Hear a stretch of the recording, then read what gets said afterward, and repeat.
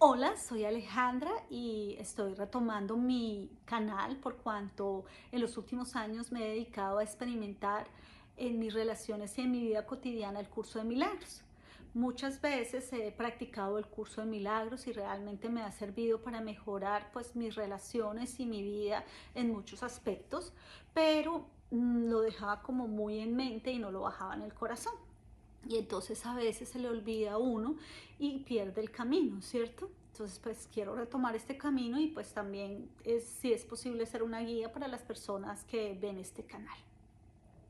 ¿Por qué es importante retomar las cosas desde nuestra experiencia? Porque muchas veces nosotros vemos videos, leemos los libros, vamos al terapeuta, pero seguimos cometiendo los mismos errores. Y es porque pues obviamente nosotros somos una parte, pues toda la parte materia, biología, la parte mente y la parte espíritu, emoción, ¿cierto? Y pues a veces esas tres partecitas no se ponen de acuerdo. Entonces la idea es mirar con coherencia lo que realmente somos, aceptando nuestro todo. ¿De qué va nuestro todo? Entonces nuestro todo es toda la parte bonita de virtudes que hemos tenido y toda la parte que todavía nos falta iluminar con esa luz que nos dan las virtudes que se asemejan al amor, ¿cierto? Entonces recordemos que el curso de milagros fue escrito por Helen Schumann y William Tedford, cierto que ellos eran psicólogos de la Universidad de Columbia y que los dos no practicaban ningún tipo de religión, de hecho se declaraban ateos. Y ellos estando en la universidad ven que hay mucho problema dentro de su equipo de trabajo y su jefe les dice hay una otra forma de hacerlo porque hay tanto conflicto acá interno. Y Helen se queda pensando y trata de buscar una solución, pero no la encuentra. Un día ella está en su casa y escucha una voz que le dice escribe, y ella empieza a escribir y le cuenta a William, y William dice ¿y quién es esa voz? Pero igual él empieza a leer los escritos y dice muy interesante. Ella hace la pregunta y para sorpresa de ella es Jesús, un Jesús muy elevado, hablando, digamos, lo que hablaban en los evangelios, pero de una forma más elevada, ¿cierto? Y pues lo traducen a diferentes idiomas y pues es uno de los libros más practicados en el mundo, ¿sí? De hecho, pues para mí ha sido un cambio y sé que han existido otros libros mucho más estudiados, mucho más elaborados y mucho más respetados, porque cada uno, de acuerdo a la tradición y de acuerdo a sus creencias, pues tiene un libro sagrado, ¿cierto? En este caso, pues los judíos tienen la Torá, los musulmanes el Corán, los católicos la Biblia, más el Nuevo Testamento, los hindús el Bhagavad Gita, etcétera, etcétera, etcétera. Entonces todos esos libros, digámoslo así, han sido inspirados y canalizados por seres que pues nos muestran un camino para llegar al Padre Celestial. Pero cada libro utiliza un grado de conciencia. ¿Cómo así un grado de conciencia? Pues porque también hemos estado en diferentes etapas de evolución. Entonces, por ejemplo, para los judíos, quienes estaban en un tiempo de salvajismo, digamos, y barbarie, donde pues había también canibalismo, donde existían diferentes tipos de guerra, pues ese libro está escrito para ese tiempo y pues se supone que está escrito para diferentes etapas de la vida. De hecho, de acuerdo a quien lo lea y lo interprete, pues va a dar diferentes interpretaciones. Si lo interpreto desde el catolicismo, pues va a ser algo. Si lo interpreto desde el judaísmo, va a ser otro. Y si lo interpreto desde la cábala, va a ser algo. Entonces, cada uno le da la interpretación que sirve para su grado de conciencia. Pasa lo mismo, digámoslo, con el Corán, que la gente lo va interpretando de acuerdo a los años y a la conciencia que tiene. ¿Listo?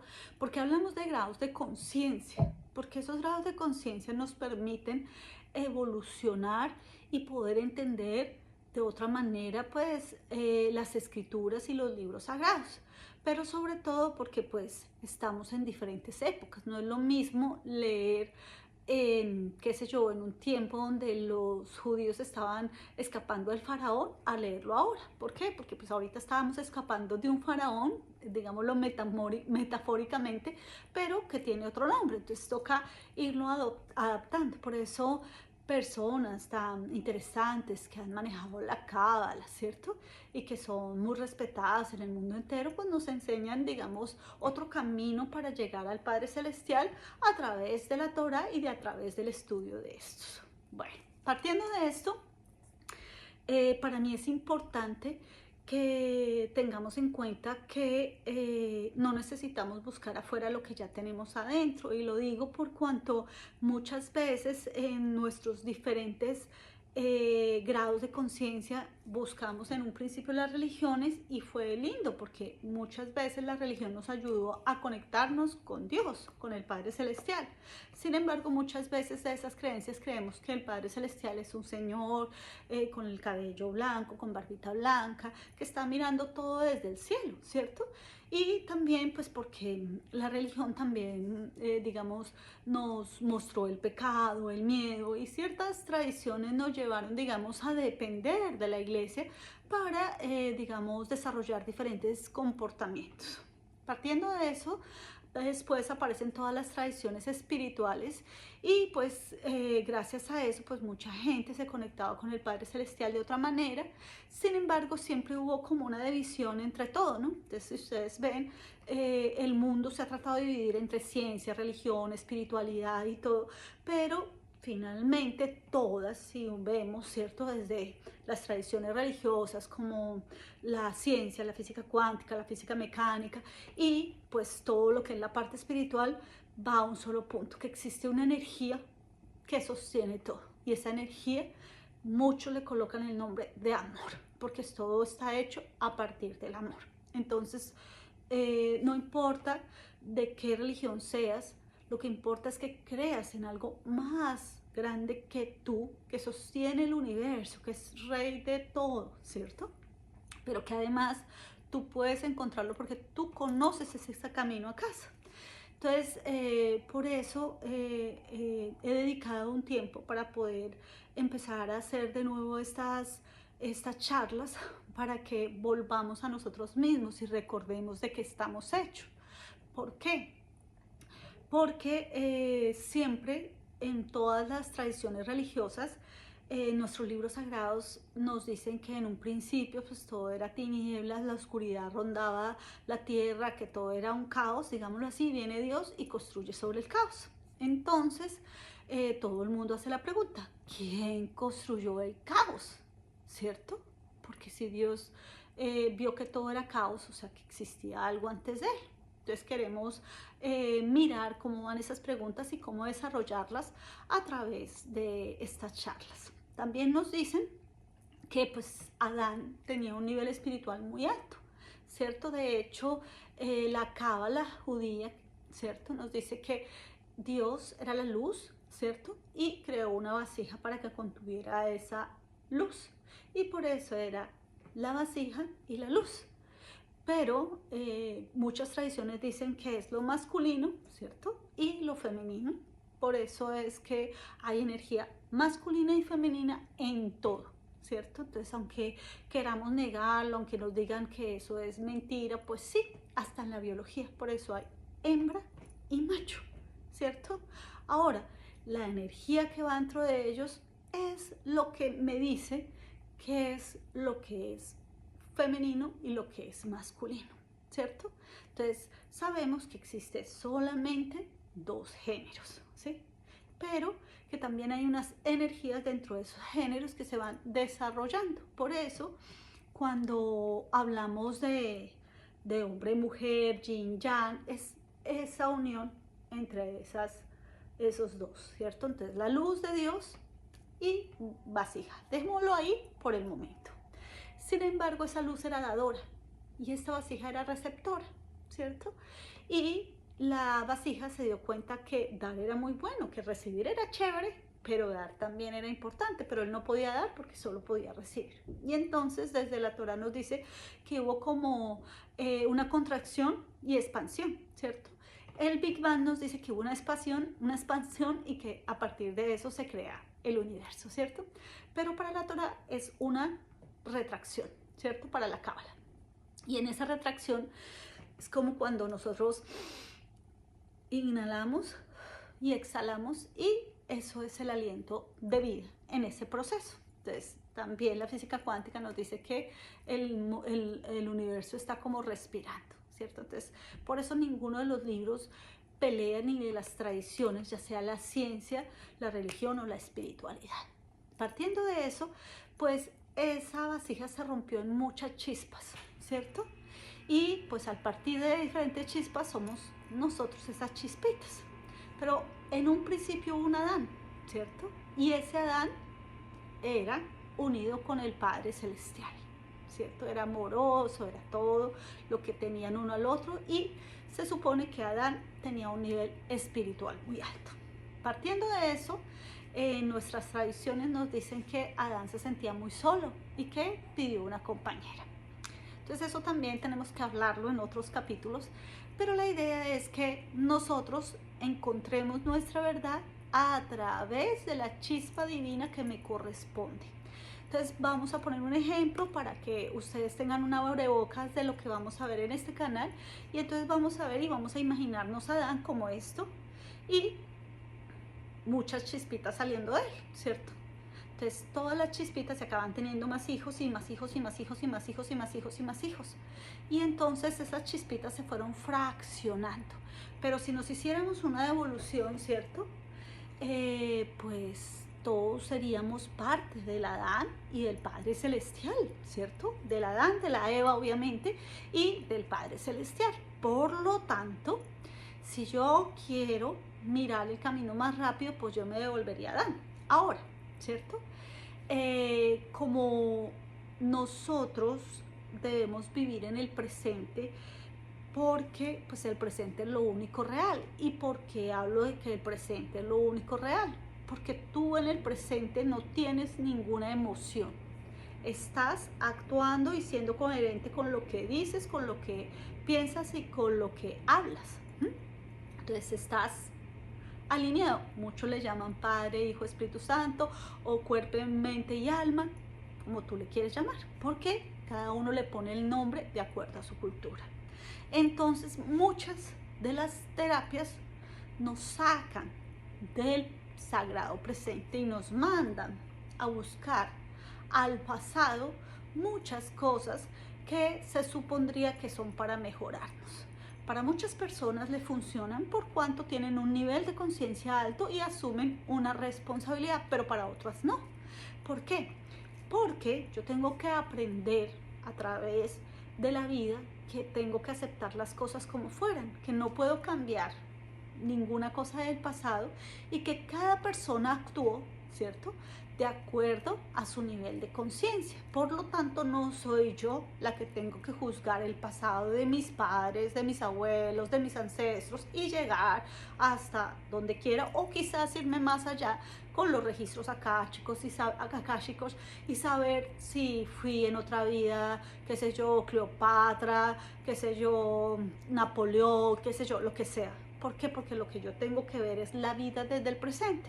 De hecho, la filosofía pitagórica, la misma Biblia nos muestra, y recuerdo algo que es la mujer de Lot, que cuando van a salir de Sodoma y Gomorra, le dicen: no mires para atrás porque te conviertes en una estatua de sal, ¿cierto? ¿Y qué significa? Es hacer este movimiento y ver nuestro pasado, ¿cierto? Cuando estamos en el presente. Yo desde dónde debo construir mi futuro, desde el presente, que es lo real, ¿cierto?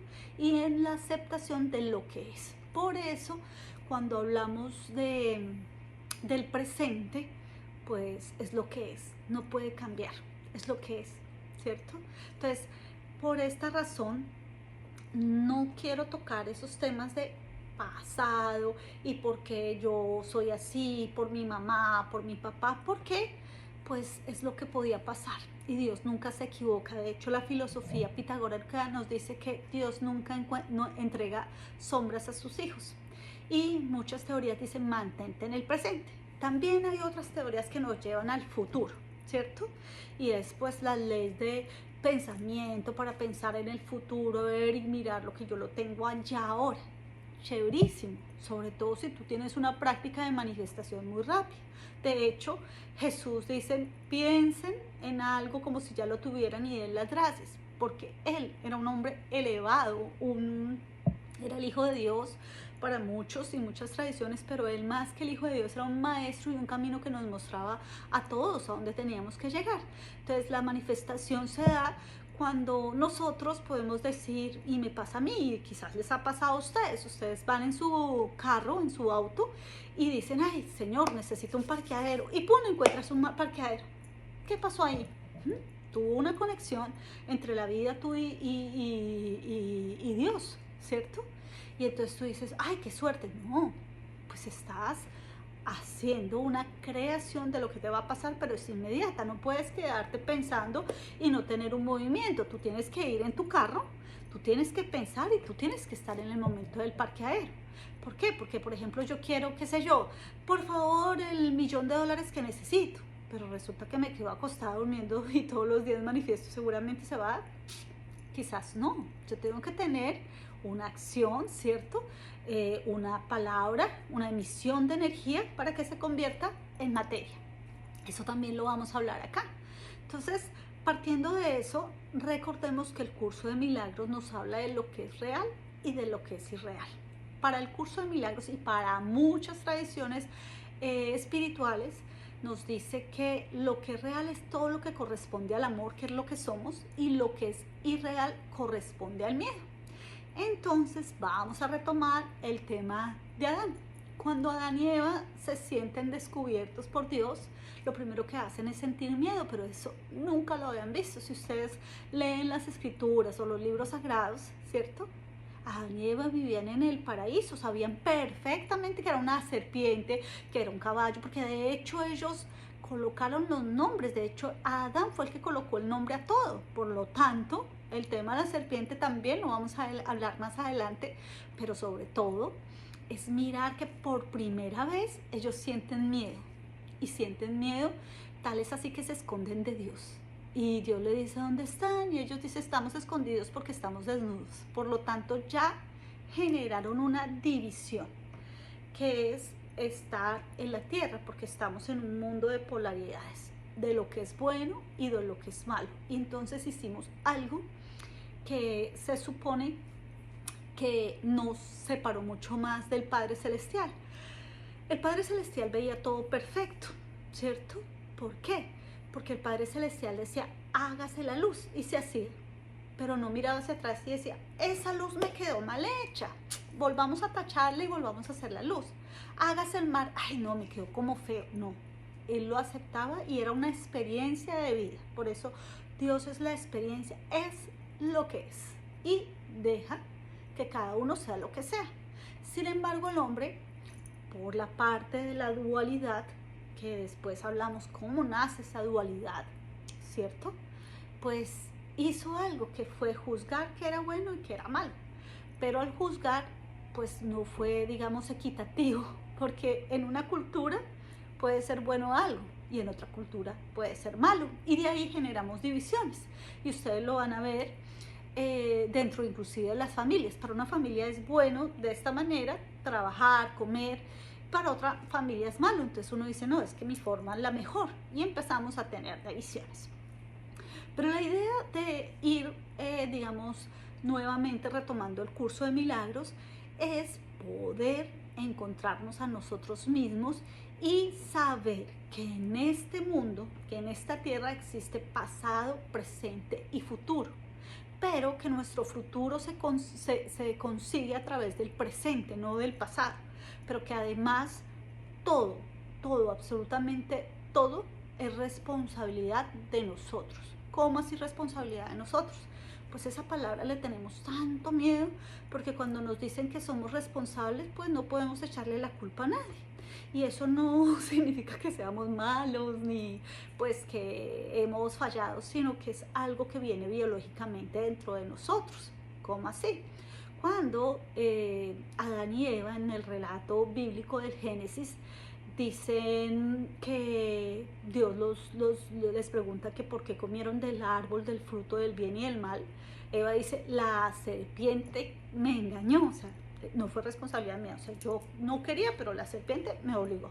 Y Adán dice, la mujer que tú me diste, o sea, culpa de Dios, porque ¿para qué hizo la serpiente y para qué hizo a Eva? Entonces casi siempre en este momento de la biología y en donde se une la parte ángel de nosotros y la parte muy animalito, digámoslo así, la biología, pues casi siempre queremos ser inocentes, pero no lo demostramos con la verdad, sino queremos culpar a otros. Y es lo que pasa, por ejemplo, con todo el tema de terapias ahora, ¿no? Entonces es responsabilidad de mis padres, es responsabilidad de mi niñez, no, eso fue en la tercera vida, sí, pero ¿y tu libre albedrío y lo que viniste a hacer acá? Porque es que eso te pasó a los 5 años, esto te pasó a los 4 años, y no estoy diciendo que no se generen traumas, pero lastimosamente lo que te pasó, ¿cierto? Puede ser que en esta cultura sea terrible y en otra cultura no, porque a ti te toca, porque claro, tú estás condicionado, pero ahora ¿qué vas a hacer con esas condiciones que te puso la vida? Vamos a hablar también en esto de la fotografía tuya. ¿Qué significa la fotografía tuya?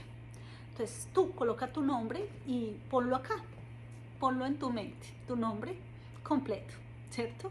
Vamos a pensar que el Padre Celestial hizo un día de nacimiento contigo, ¿cierto? Entonces tú tienes tu fecha de nacimiento. Ese día de nacimiento, pues resulta que tus padres son jóvenes, en este caso una chiquita de 16 años con un hombre de 18 años, pongámosle. Pero además naciste en un país en guerra, ¿sí? O naciste en la pandemia, pero además estaba pasando un astro, pero además quizás un planeta estaba en conjunción con otro, pero además había, qué sé yo, un concierto de los Rolling Stones donde todo el mundo estaba bailando. Bueno, 50.000 cosas de antecedentes para que tú nacieras. Entonces, si sacas la fotografía, tu fotografía es única, porque tiene una huella digital que solo te corresponde a ti. Pueden hacer otra persona igualita, ¿cierto? Inclusive el gemelo, ¿cierto? Pero tú eres diferente en fotografía porque quizás este gemelo tiene un segundo antes y antes de ese segundo pasó algo, ¿cierto? Y mucha gente puede nacer en tu fecha, mucha gente, ¿cierto? En diferentes partes del mundo, pero cada uno va a tener una fotografía única que hace un mapeo de lo que va a ser tu vida. Y sobre ese mapeo tú tienes que trabajar. Entonces tienes la historia de tus padres, de todo, pero ahora teniendo esto, pues tú tienes que decidir qué haces, ¿cierto? Y con ese mapeo tú tienes que buscar la forma de vivir en una sociedad con unas reglas diferentes. Entonces vamos a poner un ejemplo y es, por ejemplo, yo tengo esta fotografía pero vivo en África y tengo esta fotografía y vivo en Colombia. Yo soy colombiana, ¿cierto? Entonces mi personalidad es totalmente diferente porque de acuerdo a la cultura ciertas cosas son apropiadas en Colombia, ¿cierto? Como que yo sea grande y vaya a subir al Transmilenio y trate de defenderme porque es la forma que me enseñaron a subirme en un bus de Transmilenio. Quizás para una persona que vive en África, ¿cierto? Pues le parecerá extraño esa forma de subirse al Transmilenio y dirá, pero esta gente es como rarísima, ¿cierto? Porque a mí me enseñaron diferente, ¿cierto? Lo mismo, lo que como yo va a ser totalmente diferente y estaremos totalmente divididos. Ahora, ¿qué nos diferencia de cada uno? ¿Qué es lo que vamos a hablar? El deseo, claro, porque eso también tenemos que tener en cuenta porque cada uno tiene un deseo diferente.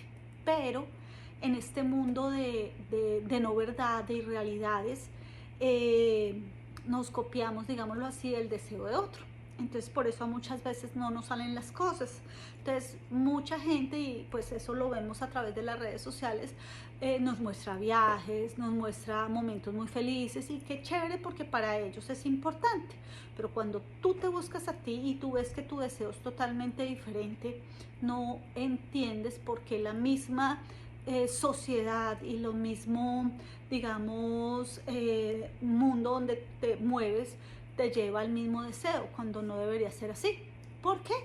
porque algunas personas sí son coherentes con su deseo, ¿cierto? Entonces hay personas que dicen quiero tener un hijo y lo desean tanto y lo tienen. Hay otros que dicen necesito tener un hijo para salvar el matrimonio, por lo tanto no es un deseo, es una necesidad. Puede ser la misma acción. Eso lo vamos a ver más adelante. Pero quisiera que ustedes abajo pudieran escribir quiero tocar este tema y poderlo hablar. Partiendo de eso, tenemos que entender también el tema del tiempo, que lo que hablaba que era presente, pasado y futuro, ¿cierto? Y por qué es importante podernos mover en ese tiempo con las emociones, porque a veces, y lo digo en mi caso personal, nos quedamos con emociones dormidas y expresadas, digámoslo así, durante mucho tiempo.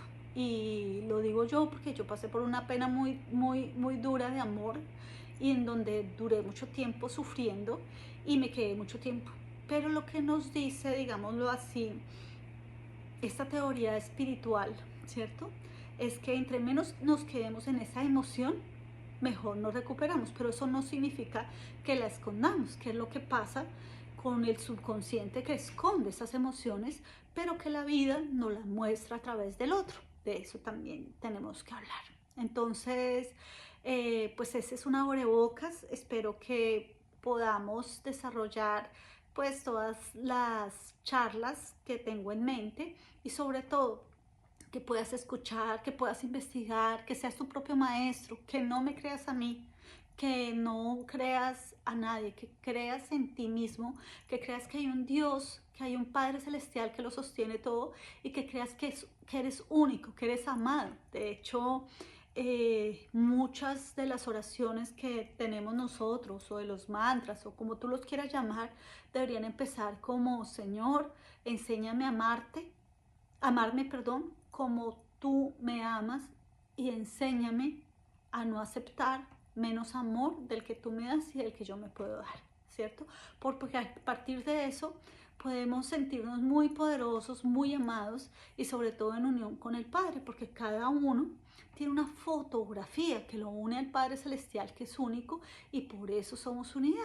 Y recordemos que Adán parte de acá, ¿cierto?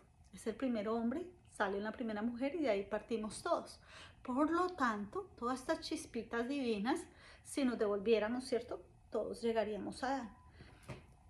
Por lo que pelearnos entre nosotros o discutir quién tiene la razón en un mundo en donde todo es división, pues es una perdedera de tiempo y de energía, por cuanto la verdad es que todos somos unidad y todos llevamos una chispita divina, todos tenemos un grado de conciencia y pues tanto tu verdad como mi verdad vale, pero esa verdad depende de todo el contexto donde se mire y que la única verdad es que correspondemos al Padre Celestial y somos hijos de Él. Pues nada, espero que les haya gustado este abrebocas. Los espero en la próxima lección y por favor no olviden de colocar, digamos, los temas que quisieran hablar o los que quisieran que yo, digamos, fuera más puntual o pudiera desarrollarlos más. Nos vemos.